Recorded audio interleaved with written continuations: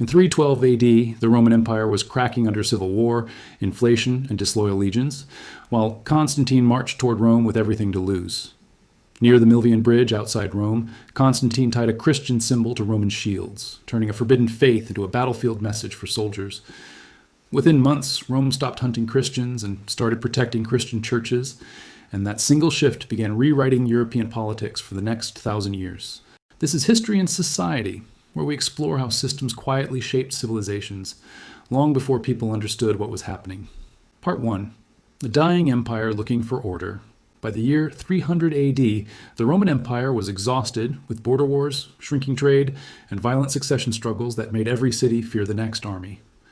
Old Roman temples were powerful locally, but the old Roman religion did not create a single empire-wide identity that soldiers and taxpayers could share. After Diocletian built the Tetrarchy in 293 AD, the Roman state gained structure, but the Roman people felt split between rival courts. Christian house churches existed in Rome, Carthage, Alexandria, and Antioch, and Christian gatherings formed a disciplined network that crossed provincial borders. In 303 AD, Diocletian's government launched the Great Persecution, seizing Christian scriptures, destroying churches, and forcing public sacrifices to Roman gods. Instead of collapsing, Christian communities adapted, meeting in private homes, using coded signals, and protecting Christian leaders who held local authority. Christian bishops were not only preachers. Christian bishops managed charity money, settled disputes, and enforced rules that shaped daily behavior inside cities. Constantine grew up inside this unstable Roman system, watching emperors win battles, then lose legitimacy, then get replaced by another violent claimant. In 306 AD, Constantine was proclaimed Augustus by troops in Britain, and that military acclamation immediately pulled Constantine into a Roman civil war. Maxentius controlled Rome and Italy using Roman tradition, Roman titles, and Roman monuments, while building a personal power base inside the capital. By 311 AD, Emperor Galerius ended the worst persecution with an edict, admitting the Roman state could not erase Christianity by force. This mattered because Christianity had become organized, with bishops, deacons, and communication routes that moved letters and instructions across long distances. The Roman state still had laws and taxes, but the Roman state lacked a shared moral center that could bind citizens beyond fear. Christianity offered one God, one moral code, and one community identity, and that structure mirrored the Roman dream of one emperor. That similarity made Christianity politically dangerous for pagan elites, yet strategically useful for any ruler seeking loyalty beyond regional cults. In 312 AD, Constantine marched toward Rome, facing Maxentius, knowing that one battle would decide control of the Western Empire. Constantine needed more than cavalry and infantry. Constantine needed a legitimacy signal that could outlive the battlefield and discipline the population. If this history matters to you, like, subscribe, and share it forward. Part 2. Turning belief into imperial infrastructure. In October 312 AD, Constantine reached the outskirts of Rome and prepared to confront Maxentius near the Milvian Bridge, controlling access to the capital city. Ancient sources record that, before the battle, Constantine adopted a Christian symbol later described as the Chi-Rho, ordering it painted on Roman shields and military standards. On 28 October 312 AD, Constantine defeated Maxentius decisively, and Maxentius drowned in the Tiber River while retreating with his collapsing army. After entering Rome, Constantine did not sacrifice to Jupiter at the capital temple, breaking a long Roman tradition every victorious emperor had followed publicly. In 313 AD, Constantine and Licinius issued the Edict of Milan, a formal legal document granting Christianity protection and restoring confiscated church property. This decision instantly changed Christianity from an illegal movement into a protected institution operating openly inside Roman cities under official Roman law. Constantine began funding church construction, including the Lateran Basilica in Rome, using imperial treasury funds to give Christianity physical visibility. Christian bishops now received legal privileges, tax exemptions, and access to imperial courts, placing religious leaders inside the administrative machinery of the state. Instead of suppressing religious disputes, Constantine intervened directly, summoning bishops to imperial halls and enforcing unity as a political necessity. By treating Christian disagreement as a threat to public order, Constantine reframed belief as an issue of stability, law enforcement, and imperial control.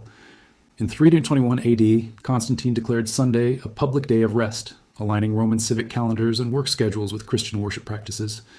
Imperial letters show Constantine instructing provincial governors to support bishops, enforce church rulings, and punish groups disrupting Christian unity. Christian charity networks now worked alongside Roman officials, distributing food, caring for the poor, and stabilizing crowded cities during shortages. By linking imperial favor to Christian obedience, Constantine connected God, emperor, law, and daily behavior into a single visible chain. Pagan temples still stood across cities, but Christianity now enjoyed funding, law, buildings, and public legitimacy unmatched by any other belief system. The Roman state had not converted spiritually, but it had adopted Christianity as an organizing framework for discipline and loyalty. By the early 320s AD, Christianity was no longer surviving inside Rome. Christianity was actively restructuring Roman authority from within.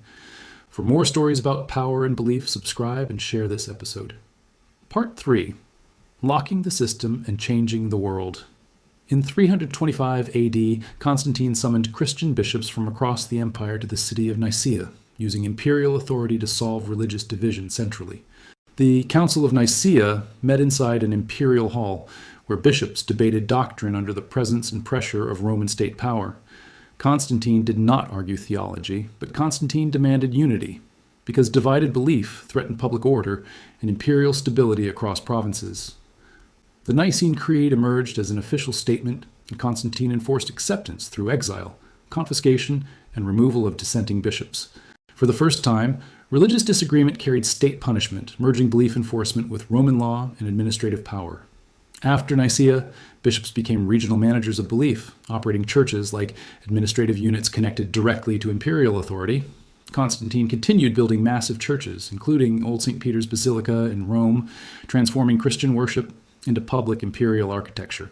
Imperial coins, inscriptions, and monuments now carried Christian symbols, visually linking emperor, god, and empire across daily Roman life. When Constantine founded Constantinople in 330 AD, he designed a Christian capital filled with churches, relics, and imperial Christian symbolism. This new city shifted imperial gravity eastward, ensuring Christianity remained tied to political power long after Old Rome declined. After Constantine's death in 337 AD, his sons continued favoring Christianity, proving the system survived the ruler who created it. Within decades, Christian bishops influenced law, marriage, inheritance, and moral regulation, shaping everyday life across Roman territories. By 380 AD, Emperor Theodosius made Christianity the official state religion, completing a transformation Constantine had strategically begun decades earlier. Pagan worship faded not by sudden bans alone, but through loss of funding, legal support, and imperial visibility. Medieval kings later copied Constantine's model, ruling through church legitimacy, divine authority, and religious obedience. European law, monarchy, and political identity evolved inside this Christian imperial framework for more than 1,000 years. One ruler's decision in 312 AD turned belief into infrastructure, and that system quietly shaped the modern Western world. Subscribe for deeper history and share this story with curious minds.